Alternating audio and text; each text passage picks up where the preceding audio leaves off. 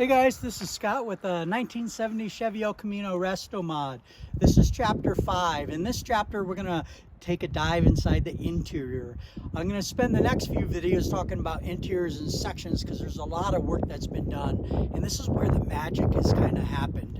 This car is fun, it looks great, it gets a lot of attraction, and I would take it to car shows. This is a daily driver that I like to go to car shows, not a show-built car show that occasionally people drive. So I wanted this interior to be built with a car audio system in mind, and I wanted it to be able to take me to that next level. I can't compete with pro builds. I can't win these beautiful paint jobs when I have a basic paint job on this. While it looks great, it doesn't have that show quality that you typically find in pro builds.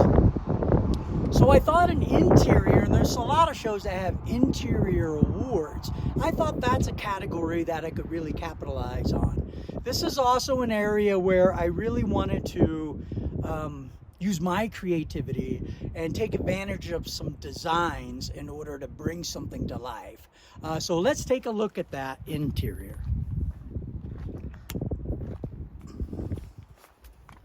In my exterior video, I talked a little bit about these one-piece product windows, vent window delete. We'll feature some of that because it integrates with the power windows I installed on the inside.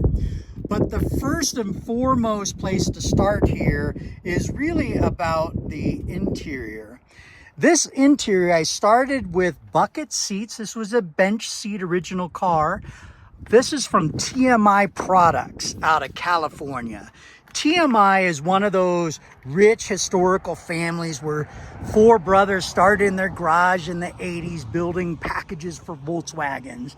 And then their business, like my family business, has grown to be this monster that it is today. And so they offer packages that are designed that people like me, do-it-yourselfers, you go online, you do some designing, you work with their design engineers, you create this concept and package, you pick your own fabrics, your own pattern designs, you kind of put everything together, and then they ship it to you in a box, and then you install it. And so I'm proud to say that I've taken it to that next level. I've had some interior work done. I didn't do this myself. And I had it kind of finished out using the original TMI fabrics and colors and patterns. And so one of the highlights is the headliner. The headliner features that Sport AR bucket seat pattern, which is located here. And then it's also on the door panels. These door panels are really special. They're built by TMI, but I had two choices. I could go with a El Camino flat panel, which is basically a flat replacement to the original. Or I can go with a 3D fiberglass molded panel, which they offer for the Chevelles. That was really the way I wanted to go. And at the time, I didn't know the future, but the problem and the reason why they don't sell these, and this is a good lesson for a lot of people looking at El Caminos. We think El Camino and Chevelle are universal, but there are major differences in some pieces, one of which are the doors. The doors on the Chevelle are shaped differently. This channel is about 2 inches, not this half-inch groove here. And then the Chevelles have one-piece glass. They don't have the vent window glass that the El Caminos have. So some major differences that are not universal. The other thing to note is that the vent window I could not open fully. Because of the way this mold comes out, when you crank that open, it extends and it would hit this. I never opened it. I didn't like the vent windows that much anyway, and I installed air conditioning, so I didn't need it.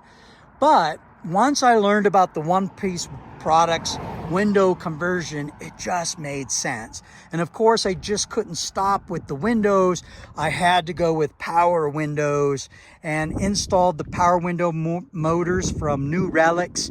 And because, again, when you do things over time, things take shape over time. You don't envision everything like a pro build right at the beginning. So I already had this beautiful panel, and I had all my window cranks. These are low car cranks that were already cut holes into the fabric and ready to go. So instead of adding traditional switches for the power windows and power locks, I converted this with a Nu Relics switch, which is located behind the panel. And this is actually a switch. So rather than rolling the crank, this is down, this is up.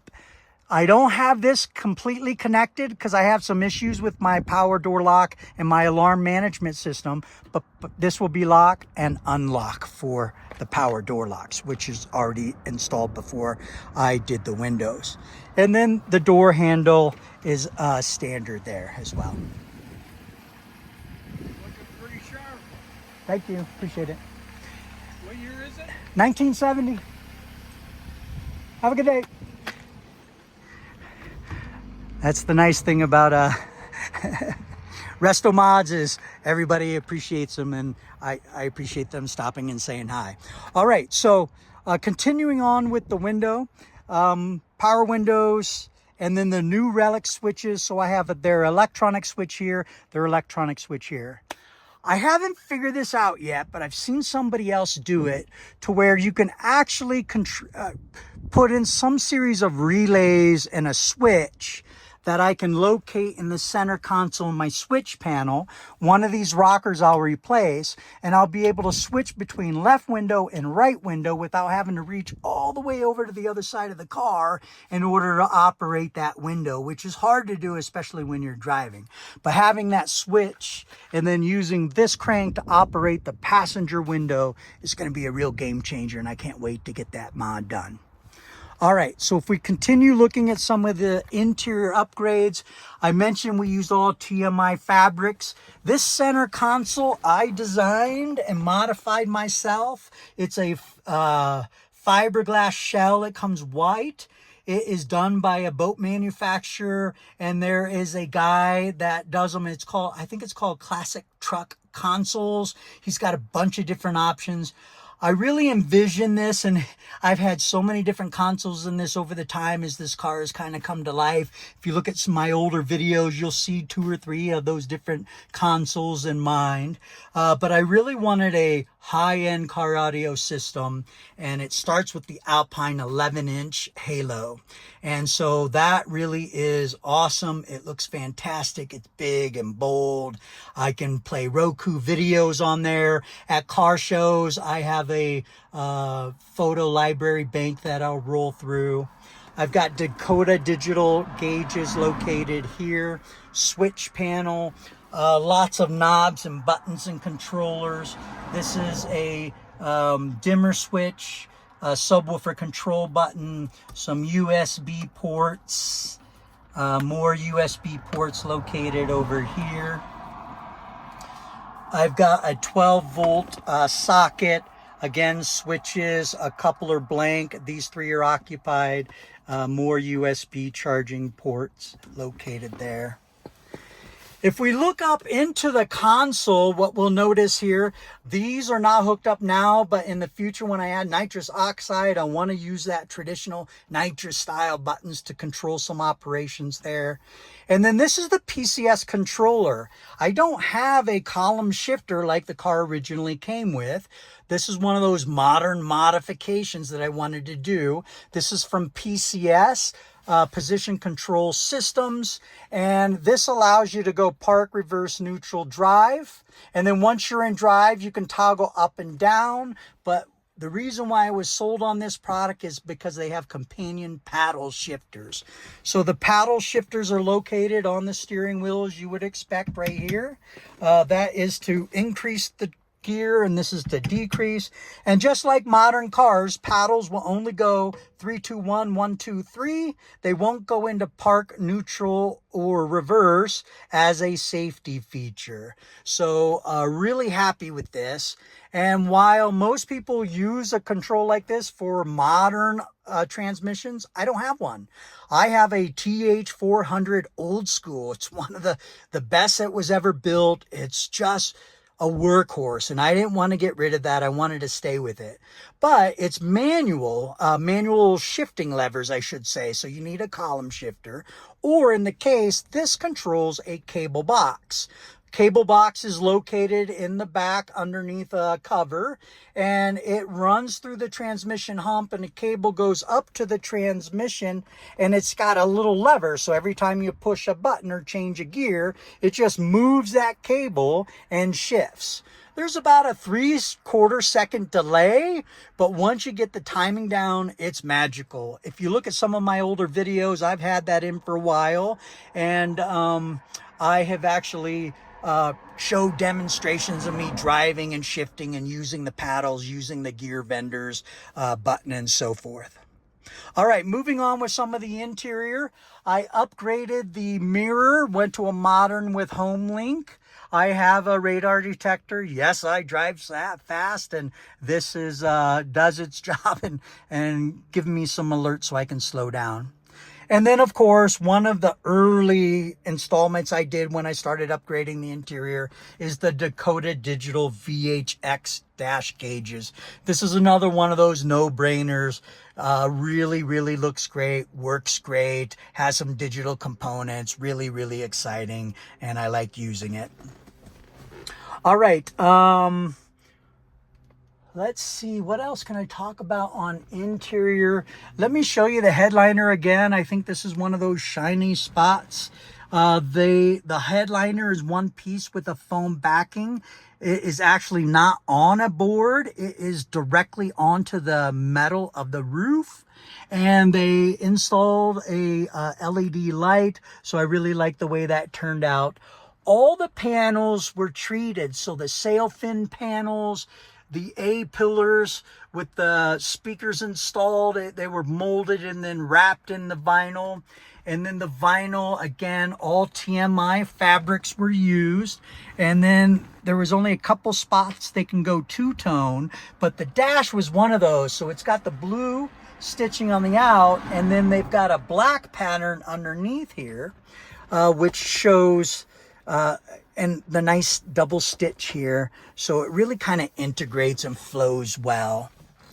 And then if you look on the top of the dash, you can see how they extended that fabric into the vents. They just did a fantastic job. And then the other area that had the two-tone look is here on the center console, blue in the center, and then it's got black trim on the sides.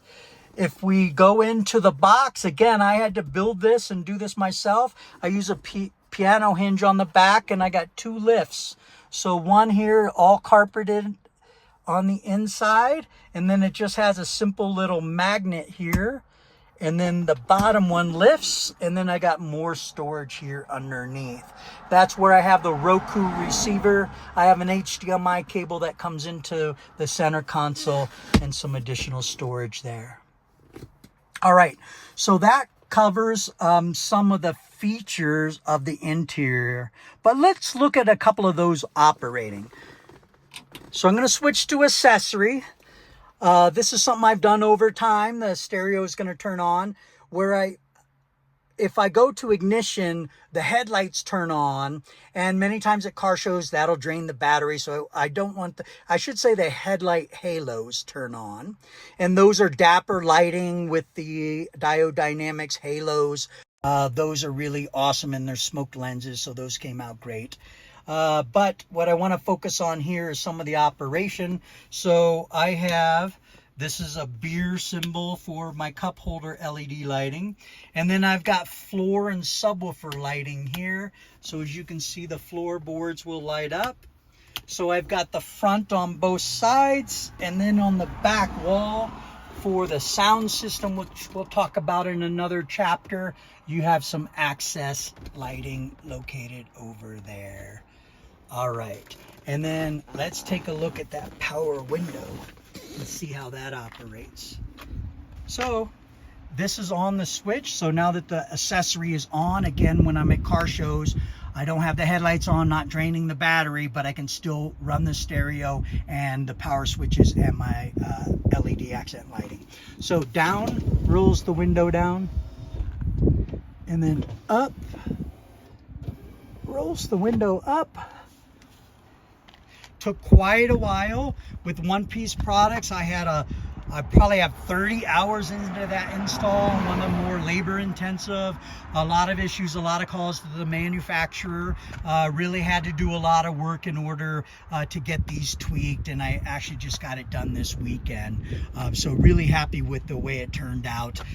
But again, it's one of those projects where, you know, it just takes a lot of time and there's a lot of work. Again, most of the work isn't getting it installed, it's getting it adjusted properly. That's where most of that work was spent. And then the last thing I want to talk about the interior here is the Digital Guard Dawg's iKey Premier.